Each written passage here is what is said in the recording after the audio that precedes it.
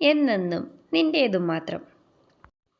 തൻ്റെ വയറ്റിൽ കിടക്കുന്ന ആ വലിയ ചെറിയ മനുഷ്യനെക്കുറിച്ച് ആലോചിക്കുക. പിന്നെ സമയം കിട്ടുമാണെങ്കിൽ എന്നെ കൂടി ഒന്ന് മനസ്സിലാക്കാൻ ശ്രമിക്കുന്നത് നല്ലതായിരിക്കും. അത്രയും പറഞ്ഞ് അവളുടെ കവിളിൽ ഒന്ന് തട്ടിക്കൊണ്ട് അവൻ ഫ്രഷ് ആകാൻ കയറിപ്പോയി. ദിവസങ്ങൾ വീണ്ടും കടന്നുപോയി. താൻ ഒരാവശ്യവും പറഞ്ഞില്ല എങ്കിലും തൻ്റെ ആഗ്രഹങ്ങളെല്ലാം അറിഞ്ഞ് കണ്ട് തനിക്ക് വേണ്ടുന്നതെല്ലാം വാങ്ങിത്തരുന്ന ആ മനുഷ്യനെ കാണുമ്പോൾ മനസ്സിൽ എന്തെന്നില്ലാത്ത ഒരു കുളിർമയും ഒരു തണുപ്പും അനുഭവപ്പെട്ടു തുടങ്ങി അവൾക്ക്. താൻ ഇപ്പോൾ ഒരു നിമിഷം പോലും ഗൗതമിനെക്കുറിച്ച് ആലോചിക്കുകയോ അവൻ്റെ പ്രവൃത്തികളെ ഒന്നാലോചിച്ച് മനസ്സ് വിഷമിപ്പിക്കാനോ തനിക്കിപ്പോൾ സമയം കിട്ടുന്നില്ല. കാരണം താൻ എപ്പോഴും തൻ്റെ മനസ്സും ചിന്തകളും വിവേകേട്ടനിൽ മാത്രമാണ്. ആ മനുഷ്യനെ ചുറ്റിപ്പറ്റിയാണ് തൻ്റെ ഓരോ നിമിഷവും. ആഴ്ചകളും മാസങ്ങളും വീണ്ടും കടന്നുപോയി. രുദ്രയിൽ പഴയ കളിയോ ചിരിയോ കുസൃതികളോ ഒന്നുമില്ല. അവൾ ആരോടും ഒന്നും പറയാതെ ഒന്നും സംസാരിക്കാതെ ഒതുങ്ങിക്കൂടി തുടങ്ങി. എന്നാൽ രുദ്രയുടെ ഓരോ നോട്ടത്തിൻ്റെയും ഓരോ മൂളലിൻ്റെയും അർത്ഥം മനസ്സിലാക്കി തന്നെ വിവേക് അവളുടെ താളത്തിന് തന്നെ നിന്നുകൊടുത്തു. അവൾക്ക് വേണ്ടുന്നതെല്ലാം അവൾ പോലും പറയാതെ അവളുടെ മുന്നിൽ എത്തിച്ചു കൊടുത്തു. വിവേകിലുണ്ടായ മാറ്റം ആ അച്ഛനെയും അമ്മയും ചെറുതൊന്നുമല്ല സന്തോഷിപ്പിച്ച്. ഒരു വിവാഹമോ ഒരു ജീവിതമോ അവനുണ്ടാകുമെന്ന് അവർ കരുതിയതേയല്ല. ഇപ്പോൾ രുദ്രയുടെ വയർ ചെറുതായി വീർത്തു വന്നിട്ടുണ്ട്. അതിനകത്ത് കിടക്കുന്ന ആൾ ചെറുതായി തൻ്റെ ചലനങ്ങൾ രുദ്രയെ അറിയിച്ചു തുടങ്ങി. പലപ്പോഴും കണ്ടിട്ടുണ്ട് ഒറ്റയ്ക്കിരുന്ന് വയറിൽ തടവി എന്തൊക്കെയോ പരാതിയും പരിഭവവും പറയുന്ന രുദ്രയെ. ഇതെല്ലാം ദൂരെ നിന്ന് അവളെ ശ്രദ്ധിച്ചു കൊണ്ടിരുന്ന വിവേക് കാണാറുമുണ്ട്. എന്നാൽ ഉറങ്ങുന്ന ടൈമിൽ മാത്രമാണ് വിവേക് അവളുടെ അടുത്തേക്ക് ചെല്ലുന്നത്. തൻ്റെ സാന്നിധ്യം അവളെ വല്ലാതെ അസ്വസ്ഥപ്പെടുത്തുന്നുണ്ട്. തൻ്റെ പ്രസൻസ് അവൾ ആഗ്രഹിക്കുന്നില്ല എന്ന് വിവേക് അടുത്തോട്ട് വരുമ്പോഴുള്ള അവളുടെ പ്രവൃത്തിയിൽ നിന്നും മനസ്സിലായ വിവേക് പിന്നീട് അവളിൽ നിന്നും അല്പം അകലം പാലിക്കാൻ തുടങ്ങി. എന്നാൽ രാത്രിയാകുമ്പോൾ ആ കുഞ്ഞു വയറ്റിൽ തലോടി ഉമ്മ കൊണ്ട് മൂടി അകത്ത് കിടക്കുന്ന ആളോട് വാതോരാതെ സംസാരിക്കും. അവൻ്റെ പ്രസൻസ് അറിഞ്ഞതുപോലെ തന്നെ ആ കുഞ്ഞു വയറ്റിൽ കിടക്കുന്ന വലിയ മനുഷ്യൻ പ്രതികരിച്ചും തുടങ്ങും. ഇത് കാണുമ്പോൾ രുദ്ര തന്നോട് കാട്ടുന്ന അവഗണന അങ്ങ് അലിഞ്ഞ് ഇല്ലാതാകും. ഇതെല്ലാം രുദ്രയും അറിയുന്നുണ്ടായിരുന്നു. വിവേക് രാത്രിയാകുമ്പോൾ തന്നോട് ചേർന്ന് കിടക്കുന്നതും ആ വയറ്റിൽ ചുംബിക്കുന്നതും കുഞ്ഞിനോട് വാതോരാതെ സംസാരിക്കുന്നതും. എന്നാൽ അതിനൊക്കെ ഉപരി അവളെ അത്ഭുതപ്പെടുത്തിയ മറ്റൊന്നാണ്. അവൻ്റെ പ്രസൻസ് അറിയുമ്പോൾ തന്നെ തൻ്റെ വയറ്റിനകത്ത് കിടക്കുന്ന വലിയ മനുഷ്യൻ അവനോട് പ്രതികരിച്ചു തുടങ്ങും. തൻ്റെ വയറ്റിൽ ചവിട്ടുമ്പോൾ ഉന്തി വരുന്ന ഭാഗങ്ങളിൽ എല്ലാം ആ കുഞ്ഞിക്കാലാണോ കുഞ്ഞിക്കൈയാണോ എന്നൊക്കെ ചോദിച്ചുകൊണ്ട് അവൻ ഓരോ ചുംബനങ്ങൾ നൽകുമ്പോൾ ഓരോ ഇടത്ത് ഓരോ ഭാഗത്തായി മുഴച്ചു വരുന്നത് അവനൊരു അത്ഭുതത്തോടെ തന്നെ നോക്കിയിരിക്കുന്നതും എല്ലാം രുദ്ര കാണുന്നുണ്ട്. ഒരു കള്ള ഉറക്കം നടിച്ച് അവൾ ഇതെല്ലാം കണ്ടുകൊണ്ട് അങ്ങനെ കിടക്കും. ദിവസങ്ങൾ കഴിയുന്തോറും ആ മനുഷ്യൻ തനിക്കൊരു അത്ഭുതമായി മാറുകയാണ്. ഓരോ നിമിഷവും ആ മനുഷ്യനെക്കുറിച്ച് ആലോചിക്കരുത് എന്ന് കരുതിയാലും ചിന്ത തുടങ്ങുന്നത് കുഞ്ഞിൽ നിന്നാണെങ്കിലും അവസാനിക്കുന്ന വിവേകേട്ടനിൽ തന്നെയാണ്. ആ രണ്ട് ധ്രുവങ്ങളിൽ മാത്രം താൻ ഇപ്പോൾ ഒതുങ്ങിക്കൂടുന്നു. കുഞ്ഞും തൻ്റെ വിവേകേട്ടനും. പതിയാണെങ്കിലും രുദ്രയും മനസ്സിലാക്കി തുടങ്ങി. തൻ്റെ മനസ്സിൽ എവിടെയൊക്കെയോ ഇപ്പോൾ വിവേകേട്ടനുണ്ട്. വിവേകേട്ടൻ മാത്രമേ ഉള്ളൂ. ഗൗതമിൻ്റെ ഒരു ഓർമ്മയോ ഒരു ചിന്ത പോലും തൻ്റെ മനസ്സിലിപ്പോൾ കടന്നു വരുന്നില്ല. അത് അവൾക്ക് വലിയൊരു ആശ്വാസം തന്നെയായിരുന്നു. പതിയെ പതിയെ അവൾ വിവേകിനെ ശ്രദ്ധിച്ചു തുടങ്ങി. എന്നാൽ വിവേക് അവളിൽ നിന്നും അകലം പാലിക്കുന്നത് അവളുടെ ആ കുഞ്ഞു മനസ്സിൽ എവിടെയൊക്കെയോ ഒരു ചെറിയ നോവ് പടർത്തിക്കൊണ്ടേയിരുന്നു. അവൻ തന്നിൽ നിന്നും അകലം പാലിക്കുന്നത് അവൾക്ക് താങ്ങാവുന്നതിനും ഒരുപാട് അപ്പുറം തൻ്റെ ആഗ്രഹങ്ങൾ അറിഞ്ഞ് തനിക്കെല്ലാം ചെയ്യും. എന്നാൽ പഴയതുപോലെ തന്നോട് ഒന്നും സംസാരിക്കാനോ തൻ്റെ അടുത്ത് വന്നിരിക്കാനോ ഒന്നും ഇപ്പോൾ വിവേക് സമയം കണ്ടെത്തുന്നില്ല. ദൂരെ നിന്ന് പലപ്പോഴും തന്നെ ശ്രദ്ധിക്കുന്നത് കണ്ടിരുന്നു. താൻ ശ്രദ്ധിക്കുന്നു എന്ന് കണ്ടാൽ പിന്നെ തന്നെ നോക്കാനോ തൻ്റെ അടുത്തൊന്നും നിൽക്കാൻ പോലും വിവേക് മുതിരില്ല. ഇതെല്ലാം കണ്ട് വല്ലാതെ അവൾക്ക് അസ്വസ്ഥതയും അവൾക്ക് ഭ്രാന്ത് പിടിക്കുന്നത് പോലെ തോന്നി. വിവേക് ഒന്നും മിണ്ടിയിരുന്നു എങ്കിൽ തനിക്കൊരാശ്വാസം ലഭിച്ചിരുന്നേനെ. അവളുടെ മുഖത്ത് യാതൊരു രീതിയിലും ഒരു തെളിച്ചവും ഇല്ലാതെ. ഇനി അവൾക്ക് എന്തെങ്കിലും ബുദ്ധിമുട്ടുണ്ടോ? ഇനി എന്തെങ്കിലും ആവശ്യമുണ്ടോ? വയറ് വല്ലതും വേദനിക്കുന്നുണ്ടോ? അവൾ ആരോടും ഒന്നും പറയാറില്ല. എല്ലാം ഉള്ളിലൊതുക്കുന്നതാണ് പതിവിപ്പോൾ. അവൻ്റെ മനസ്സ് അസ്വസ്ഥമായി. അവൻ എന്തും വരട്ടെ എന്ന് കരുതി അവളുടെ അടുത്തേക്ക് ചെന്ന് അല്പം അകലം പാലിച്ചിരുന്നുകൊണ്ട് അവളോട് ചോദിച്ചു, എന്താ രുദ്ര, നിനക്ക് വയ്യായ്മ വല്ലതുമുണ്ടോ? വേദനയുണ്ടോ? അതോ വല്ലതും കഴിക്കാൻ വേണോ? നീ എന്താ ഇങ്ങനെ ഇരിക്കുന്നേ? ഹോസ്പിറ്റലിൽ പോണോ? അവൻ ആകുലതയോടെ തന്നെ അവളോട് ചോദിച്ചു. എന്നാൽ അവൾ ഒന്നും തന്നെ മിണ്ടാതെ തലയും താഴ്ത്തിയിരുന്നു. നീ എന്താ ഇങ്ങനെ തലയും താഴ്ത്തിയിരിക്കുന്നേ? പതിയെ അവളുടെ മുഖം ഒന്ന് പിടിച്ചുയർത്തിയതും കണ്ണുകൾ നിറഞ്ഞിരിക്കുന്നത് കണ്ട്, യോ എന്തിനാ കരയുന്നേ? വേദനയുണ്ടോ? ഞാൻ അമ്മയെ വിളിക്കാം. അത്രയും പറഞ്ഞ് വെപ്രാളത്തോടെ അവിടെ നിന്നും എഴുന്നേക്കാൻ ഒരുങ്ങി വിവേകിനെ അവൾ കയ്യിൽ പിടിച്ച് തൻ്റെ അടുത്തോട്ട് ചേർത്തിരുത്തി. അവളുടെ ആ പ്രവൃത്തി അവൻ ഒട്ടും തന്നെ പ്രതീക്ഷിച്ചില്ല. അവൻ അവിടെ ഇരുന്ന്, എന്താ? പതിയെ അവൾ അവൻ്റെ മാറിലേക്ക് തല ചായ്ച്ചു. അവൻ പ്രതീക്ഷിക്കാതെയുള്ള പ്രവൃത്തി ആയതുകൊണ്ട് അവനൊന്ന് അമ്പരന്നു. എങ്കിലും ഒരു ചെറുചിരിയോടെ അവളെ ചേർത്ത് പിടിച്ചു. അതിനുശേഷം അവൾ അവനെ ഒന്ന് തല ഉയർത്തി നോക്കി. പതിയെ ആ കൈ ഒന്ന് അയയുന്നത് കണ്ടതും അവൾ അവളുടെ ഇരു കൈകൊണ്ട് അവനെ ചുറ്റിപ്പിടിച്ചു. അവളുടെ ആ പ്രവൃത്തി അവനെ വല്ലാതെ സന്തോഷിപ്പിച്ചു. എങ്കിലും അത് പുറത്ത് കാട്ടാതെ അവൻ ഉള്ളിലൊതുക്കി. രുദ്ര സംസാരിച്ചു തുടങ്ങി. വിവേകേട്ടൻ എന്താ പഴയതുപോലെ എന്നോടൊന്നും സംസാരിക്കാതെ എൻ്റെ അടുത്തൊന്നും ഇരിക്കുകയെ ഒന്നും ചെയ്യില്ലല്ലോ? അതെന്തേ? രാവ് പുലരുവോളം ഈ വയറ്റിൽ കിടക്കുന്ന ആളോട് മാത്രമേ സംസാരിക്കൂ എന്ന് നിർബന്ധം വല്ലതുമുണ്ടോ? എന്നോടൊന്നും മിണ്ടാനോ ഒന്ന് സംസാരിച്ചിരിക്കാനോ എൻ്റെ ഈ കൈ പിടിച്ച് എന്നെ ഒന്ന് പുറത്തൊക്കെ കൊണ്ടുപോകാനോ ഒന്നും ഇപ്പോൾ വിവേകേട്ടൻ എൻ്റെ അടുത്തേക്ക് വരുന്നില്ല. ഞാൻ പോലും അറിയാതെ എൻ്റെ ആഗ്രഹങ്ങളെല്ലാം എനിക്ക് സാധിച്ചു തരുന്നുണ്ട്. ഈ വയറ്റിൽ കിടക്കുന്ന ആളെ മാത്രമേ വിവേകേട്ടൻ സ്നേഹിക്കുകയുള്ളൂ. അയാൾക്ക് വേണ്ടിയാണോ എനിക്ക് ഇങ്ങനെയെല്ലാം ചെയ്തു തരുന്നത്? അതോ എന്നെ വെറുത്തുപോയോ? ഞാൻ അത്രയും ഏട്ടനെ ഞാൻ വിഷമിപ്പിച്ചു എന്ന് എനിക്കറിയാം. പക്ഷേ ഏട്ടൻ എന്നെ വെറുത്തുപോയോ? അവളുടെ കരച്ചിലടക്കി ചെറിയ തായങ്ങൾ പുറത്തേക്ക് വരാൻ തുടങ്ങി. എന്നെ ഇഷ്ടമല്ലേ? അവൾ അത് പറഞ്ഞത് മാത്രമേ അവൾക്ക് ഓർമ്മയുള്ളൂ. അവളെ ചുറ്റിപ്പിടിച്ച് തൻ്റെ നെഞ്ചോട് ചേർത്ത് അവളുടെ നെറുകയിൽ ഒന്ന് ചുംബിച്ചു. നിന്നെ ഇഷ്ടമല്ലെന്ന് ആര് പറഞ്ഞു? നിനക്കല്ലേ എന്നെ ഇഷ്ടമല്ലാത്തത്? ഞാൻ അടുത്തോട്ട് വരുമ്പോൾ നിന്നിലുണ്ടാകുന്ന മാറ്റം എന്നെ വല്ലാതെ വേദനിപ്പിച്ചു. അതുകൊണ്ടാണ് ഞാൻ നിന്നെ അല്പം അകലം പാലിച്ച് നിന്നത്. എൻ്റെ പ്രസൻസ് നിന്നെ ഒരുപാട് ബുദ്ധിമുട്ടിക്കുന്നു എന്ന് ഞാൻ കരുതി. അങ്ങനെയല്ല. ഏട്ടൻ പലപ്പോഴും അടുത്ത് വരുമ്പോൾ ഏട്ടൻ്റെ വിയർപ്പിൻ്റെ ഗന്ധം, പെർഫ്യൂമിൻ്റെ ഗന്ധം എല്ലാം എന്നെ വല്ലാതെ അസ്വസ്ഥപ്പെടുത്തി.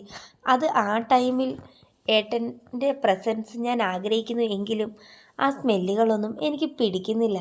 പ്രഗ്നൻ്റ് ആയിരിക്കുന്ന പല ലേഡീസിനും ഇങ്ങനെ തന്നെയാണ്. ആൾക്കൂട്ടത്തിൽ ചെല്ലുന്നതിന് ബുദ്ധിമുട്ട്, എല്ലാവരുടെയും കൂടെ ഇരുന്ന് സംസാരിക്കും, പലരുടെയും വിയർപ്പിൻ്റെ ഗന്ധം വല്ലാതെ അസ്വസ്ഥപ്പെടുത്തും.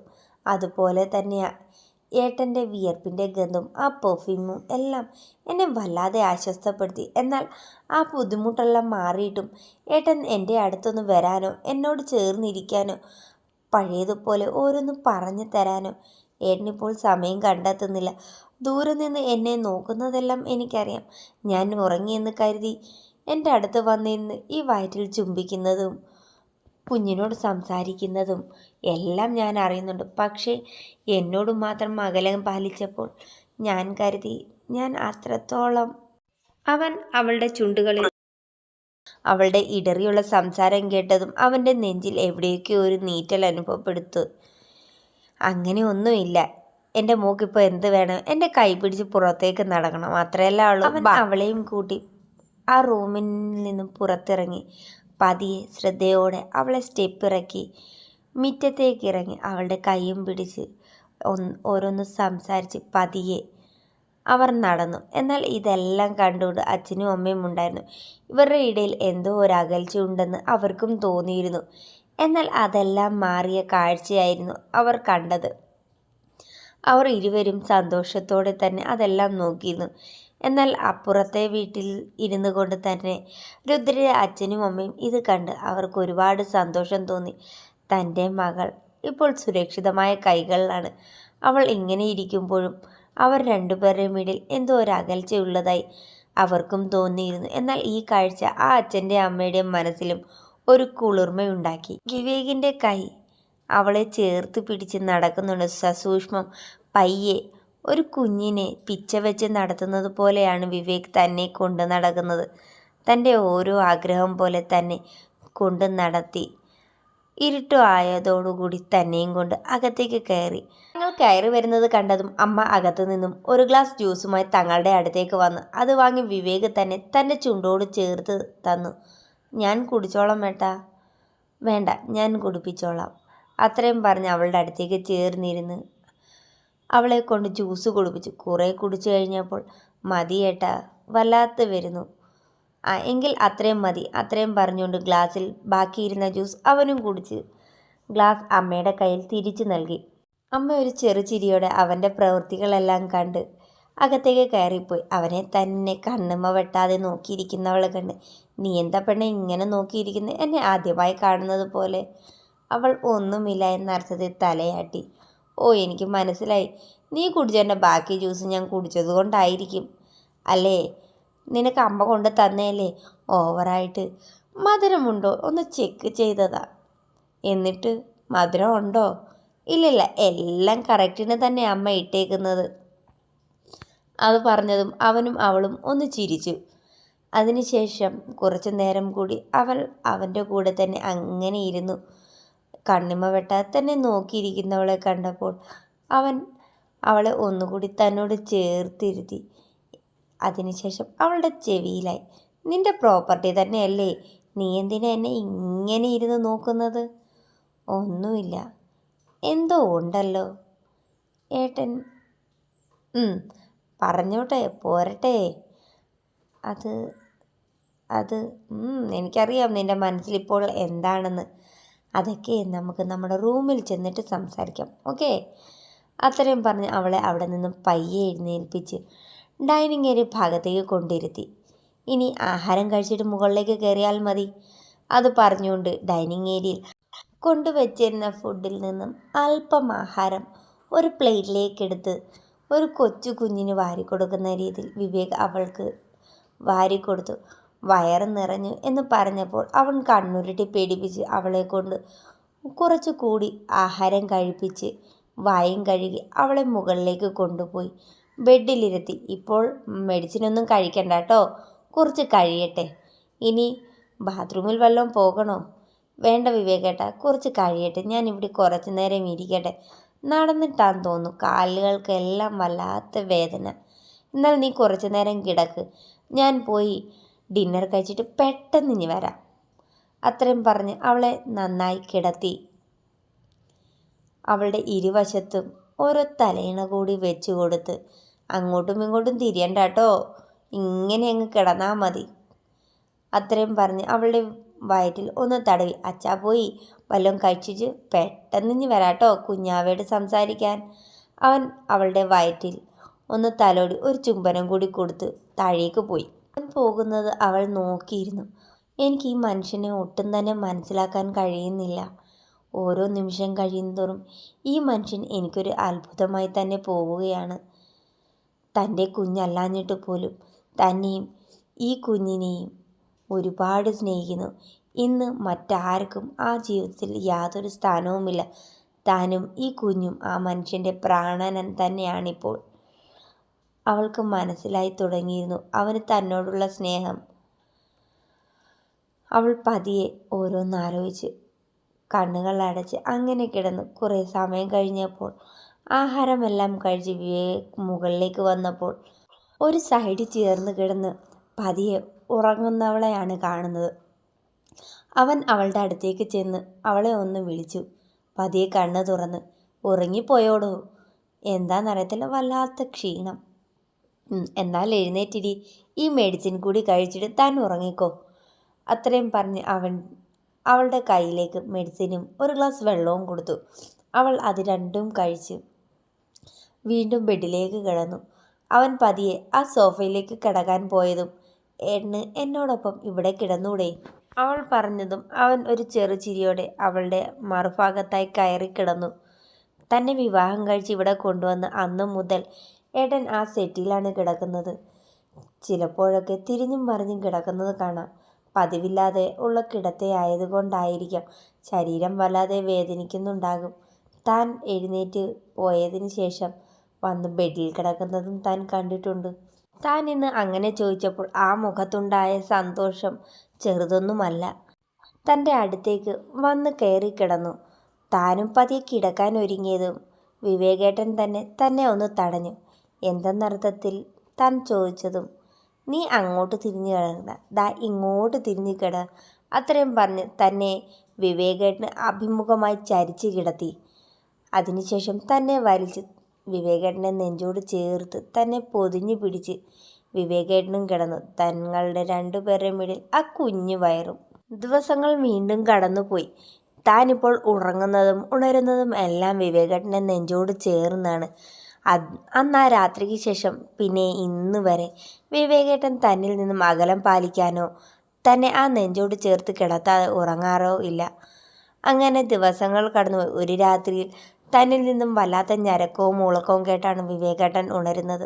അപ്പോഴാണ് താൻ അസ്വസ്ഥയോടെ മുഖം ചുളിക്കുന്നത് വിവേകേട്ടൻ ശ്രദ്ധിക്കുന്നത്. തന്നെ പതിയെ വിളിച്ചുണർത്തിയതും വിവേകേട്ടനോട് തന്നെ താൻ കാര്യം പറഞ്ഞു. വയറ്റിൽ വല്ലാത്ത വേദന, കുറച്ച് നേരമായി മാറും എന്ന് കരുതി, പക്ഷേ ഇതിപ്പം മാറുന്നില്ല. വേദന അസഹ്യമായി തുടങ്ങിയതും വിവേകേട്ടൻ പതിയെ അവളെ തൻ്റെ കൈകളിൽ കോരിയെടുത്ത് അവിടെ നിന്നും ഹോസ്പിറ്റലിലേക്ക് പാഞ്ഞു. വേദന കൊണ്ട് കരയുന്ന പെണ്ണിൻ്റെ മുഖം കാണും തോറും വിവേകിന് വല്ലാതെ വേദനിക്കാൻ തുടങ്ങി. അവൻ്റെ കണ്ണുകളും നിറഞ്ഞൊഴുകി തുടങ്ങി. പെട്ടെന്ന് തന്നെ ഹോസ്പിറ്റലിൽ എത്തിച്ചും അവളെ നേരെ ലേബർ റൂമിലേക്കാണ് കയറ്റിയത്. തനിക്ക് എന്തോ വല്ലാത്തൊരു അസ്വസ്ഥത.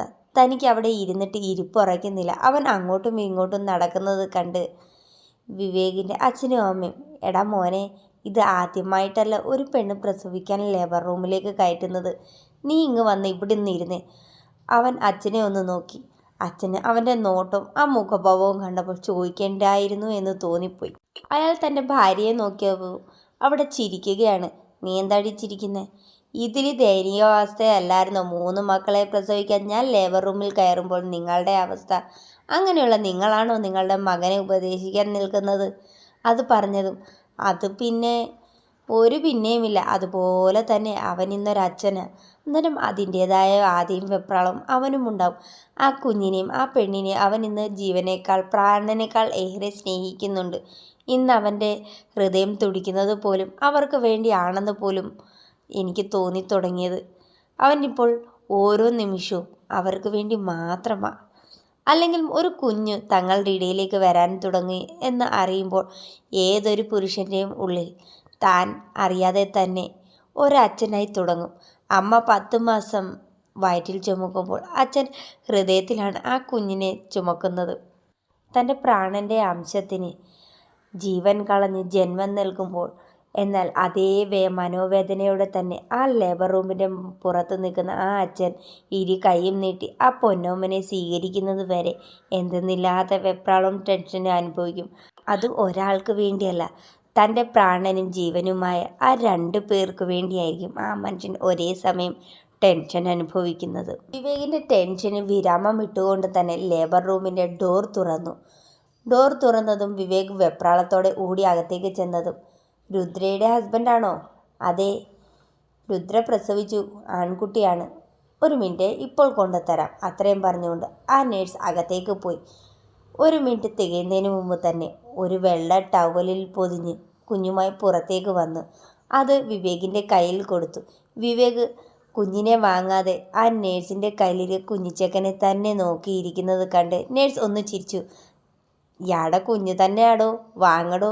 അത്രയും പറഞ്ഞ് നേഴ്സ് ആ കുഞ്ഞിച്ചക്കനെ വിവേകിൻ്റെ കയ്യിലേക്ക് സൂക്ഷിച്ച് വെച്ചു കൊടുത്തു. വിവേകിൻ്റെ കണ്ണുകൾ നിറഞ്ഞൊഴുകുന്നത് കണ്ട് നേഴ്സ്, താനെന്താടോ കരയുന്നത്? അകത്ത് കിടക്കുന്നോൾ ഇതിൽ വലിയ കരച്ചിലായിരുന്നു. കുഞ്ഞിനെ കണ്ടപ്പോൾ ഇതേ അവസ്ഥ തന്നെയാണ് അവിടെയും. ഇത് കൊള്ളാം, എന്തായാലും ഭാര്യയും ഭർത്താവും കൊള്ളാം. ഇതൊക്കെയാ പറയുന്നത് മെയ്ഡ് ഫോർ ഈച്ച് അതർ എന്ന്. അത് കണ്ടതും എൻ്റെ രുദ്രയ്ക്ക് കുഴപ്പമൊന്നുമില്ല, ആൾ സേഫായിരിക്കുക, കുറച്ച് കഴിയുമ്പോൾ റൂമിലേക്ക് മാറ്റും. അത്രയും പറഞ്ഞ് എല്ലാവരെയും കുഞ്ഞിനെ ഒന്ന് കാട്ടി വന്ന നേഴ്സ് അതുപോലെ തന്നെ കുഞ്ഞിച്ചക്കനുമായി അകത്തേക്ക് കയറിപ്പോയി. വിവേക് അവിടെ കണ്ട ഒരു കസേരയിലേക്ക് ഒന്നിരുന്ന് ദീർഘമായി ഒന്ന് നിശ്വസിച്ചു. അതിനുശേഷം തൻ്റെ കയ്യിൽ നിന്ന് ഫോൺ എടുത്ത് ഗൗതമിനെ വിളിച്ച് രുദ്ര പ്രസവിച്ചു എന്നും ആൺകുഞ്ഞാണെന്നും പറഞ്ഞു. അവന് തൻ്റെ സന്തോഷം അടക്കാനായില്ല. അവൻ ആ ഹോസ്പിറ്റലിലുള്ള എല്ലാവർക്കും സ്വീറ്റ്സ് വാങ്ങി കൊടുത്തു തൻ്റെ സന്തോഷം പ്രകടിപ്പിച്ചു. കുറേ സമയം കഴിഞ്ഞപ്പോൾ രുദ്രയെ റൂമിലേക്ക് ഷിഫ്റ്റ് ചെയ്തു. രുദ്രയോടൊപ്പം ആ കുഞ്ഞിച്ചക്കൻ ചേർന്ന് കിടക്കുന്നത് കണ്ട് ഇമചിമ്മാതെ അവരെ തന്നെ നോക്കി നിൽക്കുകയായിരുന്നു വിവേക്. വിവേക് മെല്ലെ രുദ്രയുടെ അടുത്തേക്ക് നടന്ന് ആ ബെഡിൻ്റെ ഓരോരം ചേർന്ന് ഇരുന്ന് കുഞ്ഞിച്ചക്കനെ തന്നെ നോക്കിയിരിക്കുന്നുണ്ട്. എന്തേ ഇങ്ങനെ നോക്കുന്നേ? ഒന്നുമില്ല എന്നർത്ഥത്തിൽ കണ്ണ് ചിമ്മി അവളെ കാട്ടി പതിയെ ആ കാലുകൾ ഒന്ന് തൊട്ടു. അവൻ്റെ സ്പർശനം അറിഞ്ഞതുപോലെ തന്നെ കുഞ്ഞിച്ചക്കൻ കണ്ണു തുറന്ന് വിവേകിനെ ഒന്ന് നോക്കി ഒരു കള്ളച്ചിരിയും ചിരിച്ച് കണ്ണുമടിച്ച് വീണ്ടും ഉറക്കത്തിലേക്ക് വീണു. അവൻ്റെ ആ പ്രവൃത്തി അവർ രണ്ടുപേരും നോക്കിയിരുന്നു. അച്ഛൻ്റെ സ്പർശനം വയറ്റിൽ കിടന്നപ്പോൾ മാത്രമല്ല, പുറത്ത് വന്നപ്പോഴും അറിയുമ്പോൾ ചെക്കൻ്റെ ചിരി നോക്കിയേ. രുദ്ര വിവേകിൻ്റെ മുഖത്തേക്ക് നോക്കിക്കൊണ്ട് അവനോടായി പറഞ്ഞു. ഇവർ രണ്ടുപേരും ഇങ്ങനെ സംസാരിക്കുന്ന ആ 4 പേരും നോക്കിയിരുന്നു. രുദ്രയുടെ മുഖത്ത് ഒരുപാട് നാളുകൾക്ക് ശേഷമാണ് ഇങ്ങനെ ഒരു സന്തോഷം. പൊട്ടിത്തെറിച്ച് നടന്ന അവളിൽ നിന്നും ഒരു പക്വതയുള്ള ഒരമ്മയിലേക്കുള്ള മാറ്റം അവർക്ക് എല്ലാവർക്കും ഒരു സന്തോഷം നൽകുന്ന കാഴ്ച തന്നെയായിരുന്നു. അവളിൽ ഇങ്ങനെയൊക്കെ മാറ്റമുണ്ടാകുമെന്ന് അവരാരും പ്രതീക്ഷിച്ചതേയല്ല. ഹോസ്പിറ്റൽ വാസമെല്ലാം കഴിഞ്ഞ് രുദ്രയെ തൻ്റെ വീട്ടിലേക്ക് കൊണ്ടുപോകാനായിരുന്നു വിവേകിൻ്റെ ഉദ്ദേശം.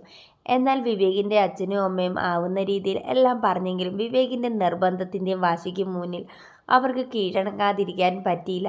നാട്ടു നടപ്പ് ഇങ്ങനെയാണ് എന്നൊക്കെ അച്ഛനും അമ്മയും അവനോടാവുന്ന രീതിയിൽ പറഞ്ഞു കൊടുത്തുവെങ്കിലും എൻ്റെ കുഞ്ഞിനെയും എൻ്റെ പെണ്ണിനെയും ഞാൻ നോക്കിക്കോളാം, അത്രയും പറഞ്ഞ് ആ വാശിയിൽ അവൻ അവരെ തൻ്റെ വീട്ടിലേക്കാണ് കൊണ്ടുപോയത്.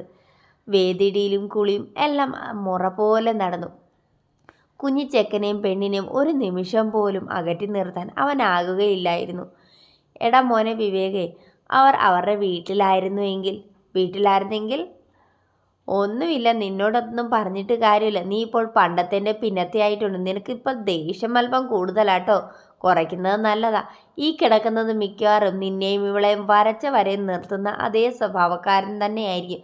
നിങ്ങളുടെ കുഞ്ഞല്ലേ, ഇത് നിൻ്റെയും ഇവളുടെയും ദേഷ്യത്തിൻ്റെ എക്സ്ട്രീം ലെവൽ തന്നെയായിരിക്കും. അത്രയും പറഞ്ഞുകൊണ്ട് ആ അമ്മ റൂം വിട്ടു പോയപ്പോൾ രുദ്രയുടെ മുഖം ഒന്ന് താണു. അത് മനസ്സിലായതുപോലെ തന്നെ വിവേക് ഡോർ അടച്ച് ക്ലോസ് ചെയ്ത് അവളുടെ അടുത്തേക്ക് വന്ന്, എന്താടി പെണ്ണേ മുഖമൊന്ന് വാടിയല്ലോ? അല്ല ഒന്നുമില്ല, എനിക്കറിയാം അമ്മ പറഞ്ഞത് തന്നെയാ കാരണമെന്ന്. നിനക്ക് തോന്നുന്നുണ്ടോ ഇവൻ നമ്മുടെ കുഞ്ഞല്ല എന്ന്? എപ്പോഴെങ്കിലും ഞാൻ ആ രീതിയിൽ പെരുമാറിയിട്ടുണ്ടോ? ഇവൻ നമ്മുടെ കുഞ്ഞ, അങ്ങനെ ഒരു ചിന്ത നിൻ്റെ മനസ്സിൽ ഇനി ഉണ്ടാവാൻ പാടില്ല. നമ്മുടെ 2 പേരുടെയും കുഞ്ഞ്, നമ്മുടെ രക്തത്തിൽ നമുക്ക് ജനിച്ച കുഞ്ഞ്. ആ രീതിയിൽ മാത്രമേ ഇനി ഇവനെ കാണുകയോ ചിന്തിക്കുകയോ ചെയ്യാവൂ.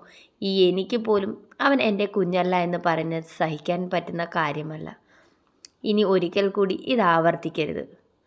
അത്രയും പറഞ്ഞ് അവൻ അവളിൽ നിന്നും എഴുന്നേറ്റ് പോകാൻ ഒരുങ്ങിയതും, അങ്ങനെയല്ല ഏട്ടാ, എപ്പോഴെങ്കിലും നമ്മൾക്കിടയിൽ ഇവനൊരു മതിരുദ്ര, ഇനി കൂടുതൽ നീ സംസാരിക്കണമെന്നില്ല. നിന്റെ ചിന്ത ഇത്രത്തോളമൊക്കെ പോകുമെന്ന് ഞാൻ അറിഞ്ഞില്ല. നിനക്ക് എപ്പോഴെങ്കിലും തോന്നിയിട്ടുണ്ടോ, അല്ല എങ്കിൽ എൻ്റെ പ്രവൃത്തിയിൽ തോന്നിയിട്ടുണ്ടോ ഇവൻ എൻ്റെ കുഞ്ഞല്ല എന്ന രീതിയിൽ ഞാൻ പെരുമാറുന്നതായിട്ട്? ഇല്ല എന്ന് നിറക്കണ്ണുകളോടെ അവനെ തന്നെ നോക്കിയിരുന്ന് അവൾ തലയാട്ടി. പിന്നെ നീ എന്താ അർത്ഥം കൊണ്ടാണ് ഇപ്പോഴിങ്ങനെ ഒരു കാര്യം പറഞ്ഞത്? ഇനി മേലാൽ ഇവനെന്നല്ല, ഇനി നീ പറഞ്ഞാൽ പോലും ഞാൻ സമ്മതിക്കത്തില്ല ഇവൻ എൻ്റെ കുഞ്ഞല്ല എന്ന്. പറഞ്ഞത് നിനക്ക് മനസ്സിലായല്ലോ. ഇനി ഇങ്ങനെ ഒരു ചിന്തയോ ഇങ്ങനെ ഒരു സംസാരമോ നമ്മളുടെ ഇടയിൽ പാടില്ല. അത്രയും പറഞ്ഞ് അവൾ കരയുന്നത് പോലും നോക്കാതെ അവൻ അവിടെ നിന്നും ഇറങ്ങിപ്പോയി. ഒന്ന് കരയട്ടെ, വായിൽ നിന്നും അനാവശ്യമായ കാര്യങ്ങൾ കേൾക്കുന്നു. എപ്പോഴെങ്കിലും എൻ്റെ പ്രവൃത്തിയിൽ നിന്ന് അങ്ങനെ തോന്നിയിട്ടുണ്ടോ അവൾക്ക്? പിന്നെ എന്തിനാ ഇപ്പോൾ അങ്ങനെ ഒരു സംസാരം? എൻ്റെ കുഞ്ഞല്ലെന്നത്രേ. അവൾക്ക് എന്ത് ധൈര്യമുണ്ടായിട്ടാ എൻ്റെ മുഖത്ത് നോക്കി എൻ്റെ കുഞ്ഞല്ല എന്ന് പറയാൻ? അവന് തന്നെ ദേഷ്യം നിയന്ത്രിക്കാനായില്ല. അവൻ ഒന്നും പറയാതെ തന്നെ കാർ എടുത്തുകൊണ്ട് പുറത്തേക്ക് പോയി. അവൻ ദേഷ്യത്തിൽ ഇറങ്ങിപ്പോകുന്നത് കണ്ട് ഇന്ന് ആ പെണ്ണിൻ്റെ കാര്യം തീരുമാനമായി. അവനോട് ഇപ്പോൾ ഞാൻ പറഞ്ഞിട്ട് പോരുന്നതേ ഉള്ളൂ, ദേഷ്യം അല്പം കുറയ്ക്കണമെന്ന്. അത്രയും പറഞ്ഞ് ദേഷ്യത്തിൽ മുഖം തിരിച്ച് അകത്തേക്ക് കയറി വന്ന ഭാര്യയെ കണ്ടുകൊണ്ട്, എന്തിനാ ഭാര്യയെ നീ ഇത്ര ദേഷ്യന്ന്? പിന്നെ നിങ്ങളുടെ മകൻ ഇപ്പോൾ പഴയതുപോലെ അല്ല, ഭയങ്കര ദേഷ്യമാണ്. ആ പെണ്ണിനോട് എന്തോ കാര്യത്തിന് ദേഷിച്ച് ഇതുകൊണ്ട് കാറ്റ് പോലെ ഇറങ്ങിപ്പോയിട്ടുണ്ട്. അതെന്തെങ്കിലും വേണമെന്ന് അവൾ പറഞ്ഞു കാണും, അതായിരിക്കും. അതൊന്നും അല്ല, അവൾക്ക് എന്തെങ്കിലും വേണമെന്ന് പറഞ്ഞാൽ അവൻ ചിരിയോടെ പോയി ഒരു വാക്കുപോലും മിണ്ടാതെ പോയി വാങ്ങിച്ചുകൊണ്ട് കൊടുക്കുക പതിവ്. ഇതിപ്പോൾ അതൊന്നുമല്ല, വേറെ എന്തോ അവൾ സംസാരിച്ചിട്ടുണ്ട്, അതിനാ അവൻ ദേഷിച്ചു പോയത്. തനിക്ക് അത്ര ഉറപ്പാണോ? അതെ. ഏട്ടന് വല്ല സംശയമുണ്ടെങ്കിൽ മുകളിലത്തെ മുറിയിൽ പോയി നോക്ക്. ആ പെണ്ണ് അവിടെ ഇരുന്ന് കരയുന്നുണ്ടാവും. അവൻ ദേഷിച്ചിറങ്ങിപ്പോയതിന്. ആണോ? എന്നാൽ എനിക്കൊന്നറിയണം. അത്രയും പറഞ്ഞുകൊണ്ട് രുദ്രയുടെ റൂമിൽ ചെന്ന് ഡോർ ചെറുതായി തുറന്നതും അദ്ദേഹം കണ്ടു അവളിരുന്ന് കരയുന്നതും. ഇപ്പോഴെങ്ങനെയുണ്ട് എന്നർത്ഥത്തിൽ ഭാര്യ അയാളോട് ചോദിച്ചതും. നിങ്ങളുടെ മകനെ ഒന്ന് ഉപദേശിക്കുന്നത് നല്ലതായിരിക്കും. ഈ രീതിയിൽ മുന്നോട്ട് പോയാൽ ശരിയാകില്ല. ഇപ്പോൾ അവർക്കിടയിൽ ഒരു കുഞ്ഞുകൂടിയുണ്ട്. അവർ രണ്ടുപേരും സംസാരിച്ച് കുറെ കഴിഞ്ഞതും അകത്തേക്ക് കയറി വരുന്ന വിവേകിനെ കണ്ടുകൊണ്ട് അച്ഛൻ അവനെ ഒന്ന് പിടിച്ചു നിർത്തി. എന്താ എന്നർത്ഥത്തിൽ അവൻ അച്ഛനോട് ചോദിച്ചതും, നീ എന്തിനാ മുമ്പേ ദേഷിച്ചിറങ്ങിപ്പോയത്? ഒന്നാമത് പ്രസവിച്ചു കിടക്കുന്ന പെണ്ണിനെ ഇങ്ങനെ കരയിക്കാൻ പാടുണ്ടോ വിവേകെ? നിനക്ക് എല്ലാം അറിയാവുന്നതല്ലേ. എന്തിനാ ആ പെണ്ണിനെ നീ കരയിക്കുന്നേ? ഒരു നോട്ടം കൊണ്ടോ ഒരു സംസാരം കൊണ്ടോ അവൾ ഇന്നോളം നിന്നെ ഒന്ന് ദേഷ്യപ്പെടുത്തുന്ന പോലും കണ്ടിട്ടില്ല. ഇപ്പോഴെന്താ നിങ്ങൾക്കിടയിൽ സംഭവിച്ചത്? അത് അച്ഛാ, ഒന്നുമില്ല. ഒന്നുമില്ലെങ്കിൽ നിങ്ങൾക്ക് കൊള്ളാം. ആ പെണ്ണ് ഇതുവരെ കരച്ചിൽ നിർത്തിയിട്ടില്ല. പോയി അവളെ ഒന്ന് സമാധാനിപ്പിക്കാൻ നോക്ക്. അത്രയും പറഞ്ഞുകൊണ്ട് അച്ഛൻ തൻ്റെ റൂമിലേക്ക് പോയതും അവൻ സ്റ്റെപ്പ് കയറാൻ നിന്നതും അമ്മ പിന്നിൽ നിന്നും വിളിച്ച് കയ്യിൽ ഒരു ഗ്ലാസ് പാലും ഒരു ബൗളുമായി അമ്മ നിൽക്കുന്നത് കണ്ട് അവൻ മുഖം ചുളിച്ച്. എന്തെന്നർത്ഥത്തിൽ, നീ ഇവിടുന്ന് ഇറങ്ങിപ്പോയതിന് ശേഷം ആ പെണ്ണ് ഒന്നും കഴിച്ചിട്ടില്ല. കുഞ്ഞിന് പാല് കൊടുക്കുന്നയാന്ന് പോലും അവൾക്കൊരു ചിന്തയും ഇല്ലാതെ ഇരുന്ന് കരയുക. ഈ സമയത്ത് ഇങ്ങനെയൊന്നും കരയാൻ പാടില്ല. നീ ഇങ്ങനെ കരയിക്കാനാണെങ്കിൽ അവളുടെ വീട്ടിൽ കൊണ്ടുവന്ന് വിട്ടാൽ പോരായിരുന്നോ? 3 മാസം കഴിഞ്ഞ് ഇങ്ങോട്ട് വിളിച്ചുകൊണ്ട് വന്നാൽ മതിയല്ലോ. ഇതിപ്പോൾ ഞാൻ തന്നെ നോക്കിക്കോളാം എന്ന് വാശി പിടിച്ച് കൊണ്ടുവന്നിട്ട് പെണ്ണിനെ ഇട്ട് കരയിക്കുക. അമ്മ തൻ്റെ ദേഷ്യം എല്ലാം അവനോട് തീർത്തു. അമ്മ, അത് നീ കൂടുതലൊന്നും സംസാരിക്കേണ്ട. ഇനി ഇത് ആവർത്തിക്കരുത്. ഒരു വാണിങ്ങോടെ കൊടുത്തുകൊണ്ട് അവർ അകത്തേക്ക് പോയി. താൻ ചെയ്ത തെറ്റ് മനസ്സിലാക്കി അവൻ പതിയെ റൂമിലേക്ക് ചെന്ന് അവൾ അപ്പോഴും കരഞ്ഞു കലങ്ങിയ കണ്ണുകളോടെ തന്നെ നോക്കിയിരിക്കുക. അവൻ പതിയെ റൂമിനകത്തേക്ക് വന്ന് കയ്യിൽ അമ്മ തന്നതെല്ലാം കൊണ്ടുവന്ന് ടേബിളിൻ്റെ പുറത്ത് വെച്ച് അവളെ നോക്കി നിന്നു. അവൾ അപ്പോഴും അവനെ തലയുയർത്തി നോക്കാതെ കുനിഞ്ഞു തന്നെ നിൽക്കുന്നത് കണ്ട്, രുദ്ര, അവൻ്റെ ആ ഒരു വിളി മാത്രം മതിയായിരുന്നു. അവൾ അവനെ ചുറ്റിപ്പിടിച്ച് നെഞ്ചോട് അമർന്നു. ഞാൻ അങ്ങനെ ഒരു ഉദ്ദേശം വെച്ച് പറഞ്ഞതല്ലേട്ടാ. ഏട്ടൻ്റെ കുഞ്ഞല്ല എന്ന് ഞാൻ ഇപ്പോഴെങ്കിലും പറഞ്ഞിട്ടുണ്ടോ? അങ്ങനെ ഒരു അർത്ഥമില്ലേട്ടാ ഞാൻ പറഞ്ഞു വന്നത്. നീ എന്ത് പറഞ്ഞാലും ഇനി അതൊന്നും ഓർക്കണ്ട. വാ, ഇത് കഴിക്ക്. എൻ്റെ കുഞ്ഞിച്ചക്കന് വല്ലാതെ വിശക്കും. നീ ഒന്നും കഴിച്ചില്ലെങ്കിൽ എൻ്റെ കുഞ്ഞിച്ചക്കനുള്ള പാലൊന്നും കാണില്ല. വാ. അവളെ സ്നേഹത്തോടെ തന്നോട് ചേർത്തിരുത്തി അമ്മ കൊടുത്തു വിട്ടത് അവളെ കൊണ്ട് കുടിപ്പിച്ചു. അതിനുശേഷം അവളെ ബെഡിലേക്ക് കിടത്തി. കുഞ്ഞിച്ചക്കൻ്റെ അടുത്തേക്ക് അവനും കയറി കിടക്കാൻ പോയതും, ഞാൻ മറന്നു, ഞാൻ പുറത്തുനിന്ന് വന്നതാ. അവൻ പെട്ടെന്ന് തന്നെ പോയി ഡ്രസ്സ് മാറി ഫ്രഷായി ആ കുഞ്ഞിച്ചക്കൻ്റെ അടുത്തേക്ക് വന്ന് ചേർന്ന് കിടന്നു. തൻ്റെ അച്ഛൻ അടുത്ത് വന്നതും അറിഞ്ഞതുപോലെ തന്നെ ആ കുഞ്ഞിച്ചക്കൻ ആ അച്ഛൻ്റെ മാറിലേക്ക് ചേർന്ന് കിടന്നു. രണ്ടുപേരും അങ്ങനെ കിടക്കുന്നത് കണ്ട് ഒരു പരിഭവത്തോടെ അവൾ മുഖവും തിരിഞ്ഞ് കിടക്കാനിരിക്കുന്നു. ദിവി കുശുമ്പി പാറു, ഇനി ബാ. ഇനി കുഞ്ഞിച്ചക്കൻ എന്നോട് ചേർന്ന് കിടക്കുന്ന കണ്ടാൽ നിനക്ക് കുശുമ്പ് കുത്തിയെന്ന് എനിക്ക് മനസ്സിലായി. നമ്മുടെ കുഞ്ഞിച്ചക്കനല്ലേടി. പാല് ചോദിക്കുന്ന സമയത്ത് മാത്രം അവൻ എന്നെ മതി. അല്ലാതെ എപ്പോഴെങ്കിലും ഈ ചെക്കൻ എൻ്റെ നെഞ്ചോട് ചേർന്ന് കിടക്കുന്നത് നിങ്ങൾ കണ്ടിട്ടുണ്ടോ? അവൻ എപ്പോഴെങ്കിലും നിങ്ങൾ അടുത്ത് വന്നു കഴിഞ്ഞാൽ പിന്നെ നിങ്ങളെ മാത്രം മതി. അത് എൻ്റെ മോനല്ലേ, എന്നോട് ചേർന്നല്ല കിടക്കൂ. അവൻ ഒരു കുറുമ്പോടെ വാശിയോടെ അവളോടായി പറഞ്ഞു. അവൾ അത് തന്നെ നോക്കിയിരുന്നു. സ്വന്തം കുഞ്ഞല്ല, എന്നിട്ടും ഇന്ന് ആ മാറോട് ചേർത്ത് കിടത്തിയിരിക്കുന്നു. അവൾ അവനെ തന്നെ നോക്കി അങ്ങനെ കിടന്നു. ദിവസങ്ങൾ വീണ്ടും കടന്നുപോയി. 28 കുഞ്ഞിൻ്റെ പേരിൽ ചടങ്ങും എല്ലാം കഴിഞ്ഞു. ഗൗതമിനും ഭദ്രയ്ക്കും വരാൻ പറ്റില്ലായിരുന്നു. അവർ അല്പം ജോലിയിൽ ബിസിയായിരുന്നു. ഇതിനിടയിൽ തന്നെ അവരിരുവരുടെയും വിവാഹം കഴിഞ്ഞിരുന്നു. നല്ല രീതിയിൽ തന്നെയായിരുന്നു വിവാഹം. ആ വിവാഹവേദിയിൽ വെച്ചാണ് വിവേക് രുദ്രയെ വിവാഹം കഴിച്ചുവെന്നും രുദ്ര ഇപ്പോൾ പ്രഗ്നൻ്റ് ആണ് എന്നുകൂടി എല്ലാവരും അറിഞ്ഞത് വരെ. അവർ രണ്ടുപേരും വിവാഹം കഴിഞ്ഞ് ഒരാഴ്ച കഴിഞ്ഞതും തിരിച്ച് ബാംഗ്ലൂരിലേക്ക് തങ്ങളുടെ ജോലിയിലേക്ക് തിരിഞ്ഞു. കുറേ നാളായി രണ്ടുപേരും ഇങ്ങോട്ട് വന്നിട്ട്. വല്ലപ്പോഴുമൊക്കെ ഒരു വിളിയുണ്ട്. ജോലിയിൽ ബിസിയാണെന്ന് മാത്രമാണ് അവർ എപ്പോൾ വിളിച്ചാലും പറയുന്നത്. എന്തായാലും തങ്ങളുടെ തിരക്കുകളൊക്കെ ഒഴിച്ചു വെച്ച് ഒരാഴ്ച ഇവിടെ നിൽക്കാനായിട്ടാണ് രണ്ടുപേരും കൂടി നാളെ വരുന്നത്. ഗൗതമും ഭദ്രയും നാളെ വരുന്നുണ്ട് എന്നറിഞ്ഞപ്പോൾ അവളുടെ മുഖത്ത് ഒരു സന്തോഷം പ്രകടമായിരുന്നു. എന്നാൽ ഗൗതമിൻ്റെ കാര്യം ഓർത്തതും അവളുടെ മുഖത്തെ ആ സന്തോഷം മാഞ്ഞു. അത് വ്യക്തമായി വിവേക് കാണുകയും ചെയ്തു. അവളുടെ മനസ്സ് അറിഞ്ഞതുപോലെ തന്നെ വിവേക് അവളുടെ അടുത്തേക്ക് ചേർന്ന്, എന്താടോ?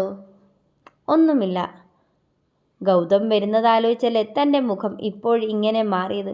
അതൊക്കെ വിടടോ. അവന് പോലും അറിയില്ല ഇങ്ങനെ ഒരു കാര്യം. പിന്നെ എന്തിനാ ചുമ്മാ താൻ മനസ്സിലിട്ട് ഇങ്ങനെ പോയിക്കുന്നത്? അത് പറഞ്ഞതും അവൾക്കൊരാശ്വാസം തോന്നി. നമ്മളുടെ രഹസ്യം നമ്മൾ മാത്രം അറിഞ്ഞാൽ പോരെ, വേറെ ആരും അറിയണ്ട. അവളെ ഒന്നുകൂടി ചേർത്ത് നിർത്തി അവൻ പറഞ്ഞുകൊണ്ട് പുറത്തേക്ക് പോയി. അത് ശരിയാ, ഇങ്ങനെയൊരു സംഭവം നടന്നെന്നോ ഇങ്ങനെയൊരു കുഞ്ഞ് തങ്ങൾക്കിടയിൽ ഉണ്ടായെന്ന് പോലും ആ മനുഷ്യൻ അറിഞ്ഞിട്ടേയില്ല. പിന്നെ താൻ എന്തിനാണ് ഇങ്ങനെ മനസ്സ് വല്ലാതെ വ്യാകുലപ്പെടുത്തുന്നത് എന്ന ചിന്തകളെയെല്ലാം ആട്ടി ഓട്ടിച്ച് കുഞ്ഞു ചെക്കൻ്റെ അടുത്ത് ചെന്ന് നിന്ന് അവളുടേതായ സ്വർഗത്തിലേക്ക് തിരിഞ്ഞു. പിറ്റേന്ന് രാവിലെ തന്നെ ഗൗതമും ഭദ്രയും എത്തിയിരുന്നു. ഭദ്ര കുളിച്ച് ഫ്രഷ് ആയതിനു ശേഷം നേരെ രുദ്രയുടെ റൂമിലേക്കാണ് ചെന്നത്. ഡോർ ലോക്ക് ചെയ്തിട്ടേക്കുന്നത് കണ്ട് രുദ്ര ഡോറിൽ തട്ടി വിളിക്കാൻ തുടങ്ങി. ഇപ്പോൾ പഴയ പൂച്ചക്കുട്ടിയൊന്നും അല്ല കേട്ടോ, അല്പം കുറുമ്പും കുസൃതിയൊക്കെ ഉണ്ട് നമ്മുടെ രുദ്രയുടെ കയ്യിൽ. ഡോർ തട്ടുന്നത് കേട്ടുകൊണ്ടാണ് വിവേക് ചെന്ന് റൂം തുറക്കുന്നത്. മുന്നിൽ നിൽക്കുന്ന പെണ്ണിനെ കണ്ട്, ആഹാ, ഇതെപ്പോൾ വന്നു?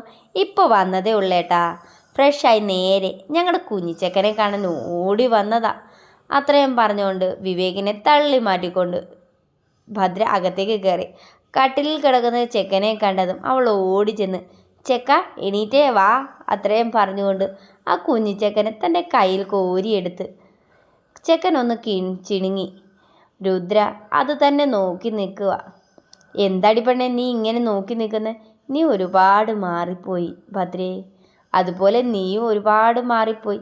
ഇപ്പോൾ നിന്റെ കുറുമ്പും കുസൃതിയുമെല്ലാം എൻ്റെ കയ്യിലും എൻ്റെ സൈലൻസ് നീയും എടുത്തേക്ക് വേണമെന്നാണ് ഇവിടെ എല്ലാവരും പറയുന്നത്. അത് കേട്ട് അവളൊന്ന് ചിരിച്ചു. വിവേകേട്ടനെ ഞാൻ സമ്മതിച്ചു തന്നിരിക്കുന്നു. ഇവളെ ഇതുപോലൊരു പാവമാക്കി മാറ്റിയല്ലോ. അത് കേട്ടതും വിവേക്, ആര് പറഞ്ഞവൾ പാവമാണെന്ന്? ആ പഴയ പൊട്ടിത്തെറിയാ.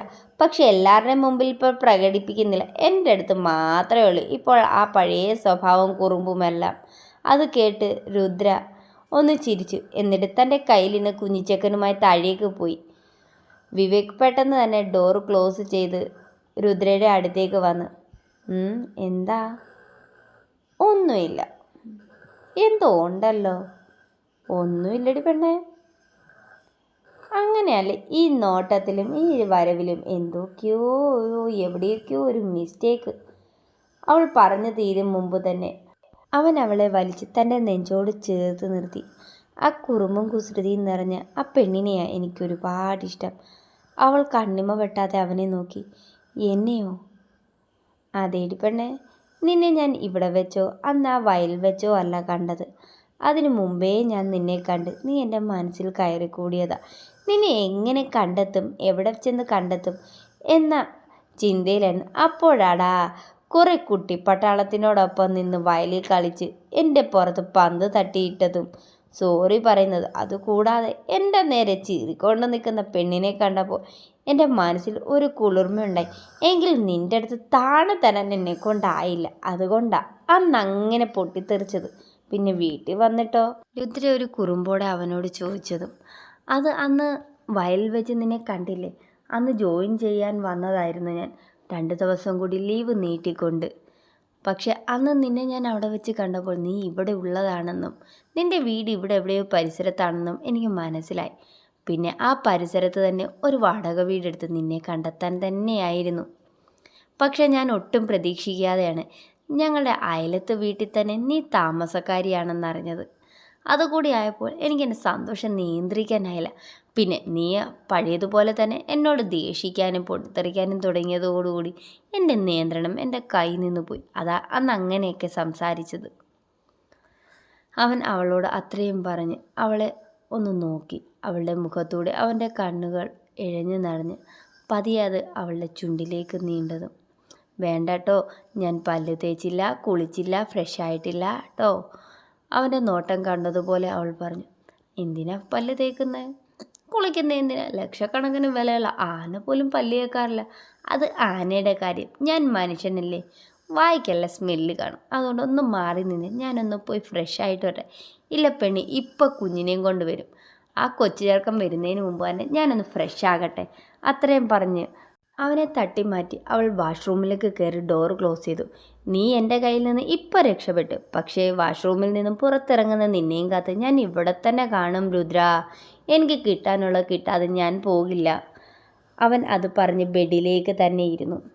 കുറേ സമയത്തിന് ശേഷം രുദ്ര ഫ്രഷായി പുറത്തിറങ്ങിയപ്പോഴും അവൻ അതേ ഇരിപ്പ് തന്നെ. എന്താ ഏട്ടാ, ഏട്ടൻ ഫ്രഷ് ആകുന്നില്ലേ? അത് പറഞ്ഞതും അവൻ അവിടെ നിന്നും എഴുന്നേറ്റ് അവളുടെ അടുത്തേക്ക് വന്ന്. കേട്ടില്ല, എന്തോ? ഏട്ടൻ ഫ്രഷ് ആകുന്നില്ലേ എന്ന്. ഞാൻ ഫ്രഷ് ആക്കാം, പകരം എനിക്ക് മുമ്പേ ഞാൻ ചോദിച്ചത് കിട്ടണം. എന്ത്? അതോ ഞാൻ കാട്ടിത്തരാം. അത്രയും പറഞ്ഞ് അവളെ തന്നെ നെഞ്ചോട് ചേർത്ത് നിർത്തി അവളുടെ അതരങ്ങൾ അവൻ സ്വന്തമാക്കി. അവളുടെ 2 ദളങ്ങളെയും പതിയെ ചുംബിച്ച് നുണഞ്ഞെടുത്ത് അവൻ അവളിൽ നിന്നും അകന്നു മാറിയതും അവൾ മുഖവും കൂർപ്പിച്ച് അവനെ നോക്കി. ഏട്ടനോടല്ലേ ഞാൻ പറഞ്ഞ ഫ്രഷ് ആയതിനു ശേഷമേ ഇങ്ങനെയൊക്കെ ചെയ്യാൻ പാടുള്ളൂ എന്ന്? എന്തൊരു വായിനാറ്റമാ. വാനാറ്റം ഉണ്ടോ? വിവേക് അല്പം കുറുമ്പോടെ അവനോട് ചോദിച്ചു. എന്തിരു വായിനാറ്റം ആണോ? അത്രയും പറഞ്ഞ് അവളിൽ നിന്നും അകന്ന അതേ സ്പീഡിൽ തന്നെ അവളിലേക്ക് അടുത്ത് അവളുടെ ഇരുദളങ്ങളെയും നന്നായി വേദനിപ്പിച്ചുകൊണ്ട് തന്നെ അവൻ നുണഞ്ഞെടുക്കാൻ തുടങ്ങി. പതിയെ അവളുടെ കീഴ്ചുണ്ടിൽ ഒന്ന് കടിച്ച് അവളിൽ നിന്നും അകന്നു മാറുന്നു. എൻ്റെ ചുണ്ട് പൊട്ടിട്ടോ. ചുണ്ട് പൊട്ടട്ടെ, നീയല്ലേ പറഞ്ഞ വായി നാറുന്നെന്ന്. ഇപ്പോഴും കുഴപ്പമൊന്നുമില്ലേ നിനക്ക്? എനിക്കറിയാമല്ലോ ഏട്ടൻ ഇങ്ങനെ ചെയ്യുമെന്ന്, അവൾ ഒരു കുറുമ്പോടെ പറഞ്ഞു. അപ്പോൾ ഇങ്ങനെ ചെയ്യാൻ വേണ്ടിയാ നീ പറഞ്ഞേ? അല്ല, പക്ഷേ ഇത് ഞാൻ പ്രതീക്ഷിച്ചില്ല കേട്ടോ. ഞാൻ പറയുമ്പോൾ ഏട്ടൻ പോയി ഫ്രഷ് ആകുമെന്ന് കരുതി. ആണോ? എന്നാൽ മോൾ ഇനി അങ്ങനെ ഒന്നും പ്രതീക്ഷിക്കേണ്ട. ഞാൻ ഇങ്ങനെയൊക്കെ തന്നെയായിരിക്കും. നിങ്ങളൊരു അധ്യാപകനല്ലേ, ഇങ്ങനെയൊക്കെയാണോ ചെയ്യണ്ടേ? ഇങ്ങനെയൊന്നും അല്ലായിരുന്നല്ലോ ഏട്ടൻ്റെ സ്വഭാവം. ആണോ? ചിലർ നമ്മുടെ കൂടെ കൂടുമ്പോൾ ആ സ്വഭാവം നമ്മളിലേക്കും എത്തും. അവൻ ഒളി കണ്ണിട്ട് അവളെ നോക്കിക്കൊണ്ട് പറഞ്ഞു. അത് എന്നെ മാത്രം, എന്നെ തന്നെ ഉദ്ദേശിച്ച് പറഞ്ഞു. അതേലോ, നിന്നെ തന്നെ ഉദ്ദേശിച്ച് ഞാൻ പറഞ്ഞതാ. നീ എൻ്റെ കൂടെ കൂടിയതിന് ശേഷം എൻ്റെ കയ്യിൽ ഇതുപോലുള്ള വൃത്തികെട്ട സ്വഭാവങ്ങൾ വന്നു തുടങ്ങിയത്. അതുകൂടാതെ ഇല്ലാത്ത ദേഷ്യം വന്നത് നീ കാരണമാണ്. അത് പറഞ്ഞതും അവൾ അവനെ ഒന്ന് രൂക്ഷമായി നോക്കി മുഖവും കയറ്റിപ്പിടിച്ച് അവൾ അവിടെ നിന്നും പോക്ക് നോക്കി ഒരു ചെറുചിരിയോടെ അവൻ വാഷ്റൂമിലേക്ക് കയറി ഫ്രഷ് ആകാൻ പോയി. അവൾ താഴേക്ക് ചെല്ലുമ്പോൾ രുദ്രയുടെ കയ്യിൽ നിന്നും കുഞ്ഞിനെ വാങ്ങുന്ന ഗൗതമിനെയാണ് കണ്ടത്. അവൾ അത് കണ്ടുകൊണ്ടാണ് താഴേക്ക് ഇറങ്ങി വന്നത്. അവൾക്കത് വലിയ കാര്യമായി ഒന്നും തോന്നിയില്ല. എന്നാൽ കിച്ചണിലേക്ക് പോകും വഴിയാണ് അവൻ്റെ വായിൽ നിന്നും അടുത്ത വാക്ക് അവൾ കേൾക്കുന്നത്. മോനെ, അച്ഛ എന്ന് വിളി, അച്ഛ എന്ന് വിളി. മോൻ്റെ അച്ഛയല്ലേ? അത് കേട്ടതും അവളുടെ കണ്ണുകളിലേക്ക് നീർത്തിളക്കം ഇരച്ചു കയറി. അവൾ വെട്ടിത്തിരിഞ്ഞുകൊണ്ട് നേരെ ഗൗതമിൻ്റെ അടുത്ത് നിന്ന് അവൻ്റെ കയ്യിലിരുന്ന കുഞ്ഞിനെ പിടിച്ചു വാങ്ങി. അച്ഛനല്ല, കൊച്ചച്ഛൻ. ആ കൊച്ചച്ഛൻ എന്ന സ്ഥാനത്ത് തന്നെ നിന്നാൽ മതി, അച്ഛൻ്റെ സ്ഥാനം ഏറ്റെടുക്കാൻ വരണ്ട. അവൾ വാശിയോടെ കണ്ണു നിറച്ച് അവനോട് പറഞ്ഞുകൊണ്ട് നേരെ സ്റ്റെപ്പ് കയറി. എന്നാൽ ഇതൊക്കെ കണ്ടുകൊണ്ടാണ് വിവേക് താഴേക്ക് ഇറങ്ങി വന്നത്. അവൻ അവളെ ഒന്ന് നോക്കി. അവൾ ഒന്നും മിണ്ടാതെ അവൻ്റെ അടുത്തുകൂടി തന്നെ റൂമിലേക്ക് കയറി പോകുന്നു. എന്നാൽ ഇതൊന്നും മനസ്സിലാകാതെ നിൽക്കുകയാണ് ഗൗതം. വിവേക് അവൻ്റെ അടുത്ത് വന്ന് ഷോൾഡറിലൊന്ന് തട്ടി. സോറിടാ, അവൾ എന്താ ഇങ്ങനെ പ്രതികരിച്ചതെന്ന് എനിക്കറിയില്ല. അത്രയും പറഞ്ഞുകൊണ്ട് വിവേക് മുകളിലേക്ക് തിരിഞ്ഞ് കയറിപ്പോയി. എന്നാൽ ഗൗതമിനൊന്നും മനസ്സിലായില്ല. അങ്ങനെ ചെറിയ കാര്യത്തിൽ നിന്ന് പൊട്ടിത്തെറിക്കുന്ന ആളല്ല രുദ്ര. ഇതിൽ എന്തോ കാര്യമുണ്ട്. അതുമാത്രമല്ല, അവളുടെ കണ്ണുകൾ കലങ്ങിയിരിക്കുന്നത്. കാര്യം എന്താണെന്ന് അറിഞ്ഞേ പറ്റൂ എന്ന രീതിയിൽ ഗൗതം അവർക്ക് പിന്നാലെ തന്നെ വെച്ചു പിടിച്ചു. ഡോർ ചാരിയിട്ടതുകൊണ്ട് തന്നെ അവിടെ സംസാരിക്കുന്ന എല്ലാം തന്നെ ഗൗതമിന് കേൾക്കാമായിരുന്നു. വിവേക് റൂമിനകത്തേക്ക് കയറി വന്ന്, രുദ്രേ, നീ എന്തായി കാട്ടിയത്? ആർക്കും ഒരു രീതിയിലും ഒരു സംശയമില്ല. പക്ഷെ ആ സംശയം നിൻ്റെ ഇന്നത്തെ ഈ പ്രവൃത്തിയോടുകൂടി തന്നെ എല്ലാവർക്കും ഉണ്ടായില്ലേ? എല്ലാവർക്കും ഉണ്ടായാൽ എനിക്കൊന്നുമില്ല. കാരണം ഇവൻ്റെ അച്ഛൻ നിങ്ങൾ മാത്രമാണ്, അല്ല വേറെ ആരുമല്ല. അതുകൊണ്ട് ഒരു തമാശയ്ക്ക് പോലും അയാൾ ഈ കുഞ്ഞിൻ്റെ അച്ഛനാണെന്നോ ഇവൻ്റെ വായിൽ നിന്നും അച്ഛ എന്ന ഒരു വിളി പോലും അയാൾ ആഗ്രഹിക്കുന്നുമില്ല, അയാൾ അർഹിക്കുന്നതുമില്ല. അത്രയും പറഞ്ഞ് അവൾ കണ്ണുകൾ നിറച്ചതും വിവേക് അവളുടെ അടുത്തേക്ക് ചെന്ന്, മോളെ അങ്ങനെയല്ല. അവൻ കുഞ്ഞുങ്ങളോട് സംസാരിക്കുന്ന രീതിയിൽ കൊച്ചച്ച എന്ന് വിളിക്കാറായില്ലല്ലോ കുഞ്ഞൊന്ന് അറിഞ്ഞിരുന്നാൽ മതിയല്ലോ. അപ്പോൾ അവൻ്റെ വായിൽ അച്ച എന്നായിരിക്കും. കല്യാണം കഴിഞ്ഞ് ഇത്ര മാസമായില്ലേ, ഒരു കുഞ്ഞിനെ അവരും ആഗ്രഹിച്ചിട്ടുണ്ടാകില്ലേ? അപ്പോൾ അറിയാതെ അവൻ്റെ വായിൽ നിന്ന്, അറിയാതെ ആയാലും അറിഞ്ഞോ ആയാലും നമ്മുടെ കുഞ്ഞിനെ കൊണ്ട് അയാളെ അച്ച എന്ന് വിളിപ്പിക്കാൻ ഞാൻ സമ്മതിക്കില്ല. ഞാൻ അത് ആഗ്രഹിക്കുന്നില്ല. അയാളുടെ പ്രസൻസ് തന്നെ ഒരു രീതിയിൽ എന്നെ ഹോണ്ട് ചെയ്യുന്നുണ്ട്. പക്ഷേ വിവേകേട്ടൻ എൻ്റെ ഒപ്പം ഉള്ളത് കൊണ്ട് എന്നെ അത് സാരമായി ബാധിക്കാത്ത. പക്ഷേ ഈ ഒരു കാര്യം ഞാൻ അംഗീകരിച്ചു കൊടുക്കില്ല. അത്രയും പറഞ്ഞതും, നീ അംഗീകരിച്ചാലും ഇല്ലെങ്കിലും സത്യം അത് തന്നെയല്ലേ, ഈ കുഞ്ഞിൻ്റെ അച്ഛൻ അവൻ തന്നെയല്ലേ. പക്ഷേ അവൻ ആ ഒരു കാര്യം അറിയില്ല എന്നുള്ളതല്ലേ സത്യം. അത് വിവേകിൻ്റെ വായിൽ നിന്നും വീണതും, അപ്പോൾ ഏട്ടനും അങ്ങനെ തന്നെ എൻ്റെ കുഞ്ഞിനെ കാണുന്നത് അല്ലേ? അങ്ങനെയല്ല രുദ്ര, നീ ഇങ്ങനെയൊക്കെ പ്രതികരിച്ചതുപോ ഞാൻ അറിയാതെ പറഞ്ഞു പോയതാ. നീ അത് മറന്നായി പ്രതികരിക്കുന്നേ. അവൻ അറിയത്തില്ല എന്നുള്ളത് സത്യം. പക്ഷേ അത് അറിയിക്കാനുള്ള വഴി നീയായി ഉണ്ടാക്കരുത്. അത് മാത്രമാണ് ഞാൻ ഇപ്പോൾ ഒന്നുകൂടി വ്യക്തമാക്കിയത്. അതും പറഞ്ഞ് വിവേക് പുറത്തേക്ക് ഇറങ്ങിയതും വാതിലിൽ നിൽക്കുന്ന ഗൗതമിനെ കണ്ട് അവനൊന്ന് അമ്പരന്ന് പിന്നിൽ നിൽക്കുന്ന രുദ്രയെ കൂടി നോക്കി. രുദ്രയും അതേപോലെ അവസ്ഥയിൽ സ്റ്റക്കായി നിൽക്കുക. തങ്ങൾ ഇവിടെ സംസാരിച്ചതെല്ലാം ഗൗതം കേട്ടു എന്ന് അവൻ്റെ കണ്ണുകൾ കലങ്ങിയിരിക്കുന്നത് കണ്ട് അവർ ഇരുവർക്കും മനസ്സിലായി. അവൻ അകത്തേക്ക് കയറി വന്ന് ഡോർ ക്ലോസ് ചെയ്ത്, അപ്പോൾ എൻ്റെ ഏട്ടൻ ആഗ്രഹിച്ച് വിവാഹം കഴിച്ചതല്ല, എൻ്റെ തെറ്റ് മറയ്ക്കാൻ വേണ്ടിയാണ് ഏട്ടൻ ഇവളെ വിവാഹം കഴിച്ചത്. പക്ഷേ രുദ്ര, എനിക്കറിയില്ല നിന്നെ എങ്ങനെ ഞാൻ. അവൻ പറഞ്ഞു തീരും മുമ്പ് തന്നെ രുദ്ര കൈ ഉയർത്തി അവനെ തടഞ്ഞു. ഇനി ആ ഒരു കാര്യമൊന്നും എന്നോട് പറയണ്ട. എനിക്കത് ഓർക്കാൻ പോലും ഇഷ്ടപ്പെടുന്നില്ല. ഇന്ന് എനിക്ക് ഒരു കുഞ്ഞുണ്ട്. ആ കുഞ്ഞിൻ്റെ അച്ഛനായി വിവേകേട്ടനുമുണ്ട്. എനിക്കത് മതി. ഈ കുഞ്ഞിൻ്റെ പുറത്ത് യാതൊരു അവകാശം പറഞ്ഞ് ഇനി മേലാൽ ഞങ്ങളുടെ ജീവിതത്തിലേക്ക് വരരുത്. അവൾ ഒറ്റ ശ്വാസത്തിൽ തന്നെ ഗൗതമിനോട് അത് പറഞ്ഞത്. അവൻ തിരിഞ്ഞ് ആ കുഞ്ഞിനെ ഒന്ന് നോക്കി. ആ കുഞ്ഞിനെ നെറുകയിൽ ഒരു ചുംബനം കൂടി നൽകിയിട്ട് അവിടെ നിന്നും ഇറങ്ങിപ്പോകാനൊരുങ്ങി. ഞാൻ നിങ്ങളുടെ ജീവിതത്തിൽ യാതൊരു രീതിയിലും ഒരു പ്രശ്നങ്ങളും ഉണ്ടാക്കില്ല. പിന്നെ ഇവൻ്റെ പുറത്ത് യാതൊരു അവകാശം പറഞ്ഞ് ഞാൻ വരില്ല. എനിക്കറിയില്ല ഞാൻ എപ്പോഴാ തെറ്റ് ചെയ്തത്. എൻ്റെ തെറ്റ് മറയ്ക്കാൻ വേണ്ടിയാണ് ഏട്ടൻ നിന്നെ വിവാഹം കഴിച്ചതെന്ന് പോലും എനിക്കറിയില്ലായിരുന്നു. അത് അന്നെങ്കിലും എന്നോട് പറഞ്ഞിരുന്നുവെങ്കിൽ എന്നെ 2 കൈ നീട്ടി നിങ്ങൾ സ്വീകരിക്കുമായിരുന്നു. ഭദ്രെ, താൻ എന്തു ചെയ്യുമായിരുന്നു? താൻ ഇത്ര വലിയ പുണ്യാളനൊന്നും ആകണ്ട. അന്ന് തൻ്റെ കൂട്ടുകാർ വന്നപ്പോൾ താൻ എന്നെക്കുറിച്ച് അവർക്ക് പറഞ്ഞു കൊടുത്തതും എല്ലാം ഞാൻ കേട്ടിരുന്നു. പക്ഷേ എനിക്ക് അപ്പോൾ അതൊന്നും വലിയ കാര്യമായി തോന്നിയിരുന്നില്ല. കാരണം തന്നോടുള്ള പ്രണയത്തിൽ ഞാൻ അന്ധയായിരുന്നു. അതുകൊണ്ട് തന്നെയാണ് അന്ന് രാത്രി തൻ്റെ അടുത്തേക്ക് ഞാൻ വന്നതും ഇങ്ങനെയൊക്കെ സംഭവിച്ചതും. പക്ഷേ തൻ്റെ കുഞ്ഞാണെന്ന് അറിഞ്ഞിട്ട് പോലും ഞാൻ ഗർഭിണിയാണ് എന്നറിഞ്ഞ് ആ നിമിഷം കൊണ്ട് ഈ കുഞ്ഞിനെ മനസ്സിൽ കൊണ്ട് നടക്കുന്ന ഈ മനുഷ്യനെ വിട്ട് ഇനി ഒരു ചിന്തയും എൻ്റെ മനസ്സിലുണ്ടാകില്ല. അതുമാത്രമല്ല, ഈ കുഞ്ഞിൻ്റെ മേൽ യാതൊരു അവകാശം തനിക്ക് ഇല്ലാതാനും. പറഞ്ഞത് മനസ്സിലായില്ല. ഇനി ഞങ്ങളുടെ ജീവിതത്തിൽ നിന്നല്ല, ഈ കുഞ്ഞിൻ്റെ ജീവിതത്തിൽ പോലും ഒരച്ഛൻ എന്ന സ്ഥാനം തനിക്ക് ഉണ്ടാവില്ല. ആ സ്ഥാനം ഈ മനുഷ്യന് മാത്രമായിരിക്കും. അവൾ വിരൽ ചൂണ്ടി അവന് നേരെ പറഞ്ഞതും അവൻ നിറകണ്ണുകളോടെ നോക്കി പുറത്തേക്കിറങ്ങി താഴെ ചെന്ന് പെട്ടെന്ന് തന്നെ റെഡിയായി. എനിക്ക് തിരിച്ചു പോകണം എന്ന് പറഞ്ഞതും, ഇത്ര പെട്ടെന്നോ? ഇന്നിപ്പോൾ വന്നതല്ല ഉള്ളു. അല്ല, എനിക്ക് പോകണം, ഒരത്യാവശ്യമുണ്ട് എന്ന് പറഞ്ഞാണ് ഗൗതം അവിടെ നിന്നും പോയത്. ഗൗതം പോയി 2 ദിവസം കഴിഞ്ഞതും ഭദ്രയ്ക്ക് വല്ലാത്ത അസ്വസ്ഥതയും മനം പുരട്ടലും വല്ലാത്ത ക്ഷീണമൊക്കെ തോന്നിത്തുടങ്ങി. അവളിലുണ്ടായ ഈ മാറ്റങ്ങളെല്ലാം അവളുടെ അമ്മ ശ്രദ്ധിക്കുന്നുണ്ടായിരുന്നു. പതിയെ അവളെ കൊണ്ടുപോയി ഒരു ഹോസ്പിറ്റലിൽ ചെക്ക് ചെയ്തപ്പോൾ അവൾ പ്രഗ്നൻ്റ് ആണെന്നറിഞ്ഞു. ആ വിവരം ഗൗതമിനെ വിളിച്ചറിയിച്ചതും ഗൗതമിന് വല്ലാത്ത സന്തോഷം തോന്നി. ഒപ്പം തന്നെ ഗൗതമിൻ്റെ അച്ഛനും അമ്മയ്ക്കും വളരെ സന്തോഷമായി. വന്ന് കുറച്ച് ദിവസം അവിടെ നിന്നതിന് ശേഷം അവർ ഇരുവരും തിരിച്ച് നേരെ ബാംഗ്ലൂരിലേക്ക് വിട്ടു. അവർക്ക് മനസ്സിലായിരുന്നു എങ്കിലും ഗൗതം അവളുടെ കാര്യങ്ങളെല്ലാം നോക്കിക്കൊള്ളാം എന്ന് പറഞ്ഞ് അവിടെ നിന്നും പോയി. പോകുന്നതിന് മുമ്പ് ഒരിക്കൽ കൂടി രുദ്രയുടെ അടുത്ത് വന്ന് അവൻ ക്ഷമ പറഞ്ഞു. ഞാൻ ക്ഷമ പറഞ്ഞാലും തീരാത്ത ഒരു തെറ്റാണ് ഞാൻ നിൻ്റെ ജീവിതത്തിൽ ചെയ്തത്. പക്ഷേ എന്നോട് ക്ഷമിക്കണം. അറിയാതെ മദ്യലഹരിയിൽ ചെയ്തു പോയതാ. അത്രയും പറഞ്ഞുകൊണ്ട് അവൻ അവിടെ നിന്നും തിരിഞ്ഞു പോയി. കുഞ്ഞിനെ ഒന്ന് നോക്കാനോ ഒന്നിനും അവൻ നിന്നില്ല.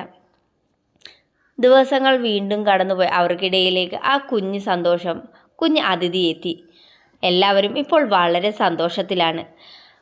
ഗൗതം ഒരു രീതിയിൽ പോലും അവരുടെ ജീവിതത്തിലേക്ക് എത്തി നോക്കാനോ ആ കുഞ്ഞിൻ്റെ മേൽ ഒരവകാശം പറയാനോ അവൻ നിന്നിരുന്നില്ല. അങ്ങനെ രണ്ട് വീട്ടുകാരും രണ്ട് കുടുംബങ്ങളും സന്തോഷത്തോടെ മുന്നോട്ട് പോയി. വിവേകിൻ്റെ സ്നേഹത്തിൽ രുദ്ര അലിഞ്ഞ് ഇല്ലാതായിക്കൊണ്ടേയിരുന്നു. ഓരോ രാവും അവരുടേത് മാത്രമായി അവരുടേതായ സന്തോഷങ്ങൾ അവർ കണ്ടെത്തി. ദിവസങ്ങൾ കടന്നുപോയി. ഗൗതമും അവരുടെ കുഞ്ഞുമായി സന്തോഷത്തോടെ അവർ ഒരിക്കലും വിവേകിൻ്റെ ജീവിതത്തിലേക്ക് എത്തി നോക്കാനോ ഒന്നിനും തന്നെ അവൻ മുതിർന്നില്ല. താൻ ചെയ്ത തെറ്റിൻ്റെ ഫലമെന്ന രീതിയിൽ ഇനി ആ പെണ്ണ് കരയരുതെന്ന് ആയിരുന്നു അവൻ്റെ ആഗ്രഹം. അതുകൊണ്ട് തന്നെ പിന്നീട് ഒരിക്കൽ പോലും അവരുടെ ജീവിതത്തിലേക്കോ ഒന്നിനും തന്നെ അവൻ വന്നിരുന്നതേയില്ല. അവരുടെ ജീവിതം ഒരു പുഴ പോലെ അങ്ങനെ സന്തോഷമായി ഒഴുകട്ടെ. എല്ലാവർക്കും ഈ സ്റ്റോറി ഇഷ്ടപ്പെട്ടോ ഇല്ലയോ എന്ന് പറയണേ. പിന്നെ എല്ലാവരും സ്റ്റോറി കേൾക്കുന്നൊക്കെ ഉണ്ട്, പക്ഷേ ആരും അങ്ങോട്ട് സബ്സ്ക്രൈബ് ചെയ്യുന്നില്ല. ഒന്ന് സബ്സ്ക്രൈബ് ചെയ്യണേ പ്ലീസ്. ലൈക്ക് കമൻറ്റൊക്കെ എല്ലാവരും ഇടണേ.